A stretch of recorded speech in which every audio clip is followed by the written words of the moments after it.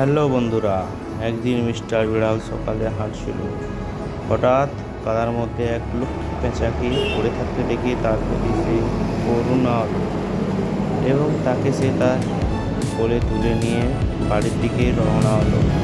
বাড়িতে নিয়ে গিয়ে মিস্টার বিড়াল লক্ষ্মী পেঁচাটিকে ভালো করে স্নান করিয়ে গা মুছে তাকে আদর যত্ন করলো এবং তাকে ভালো করে খাবার খাওয়ালো।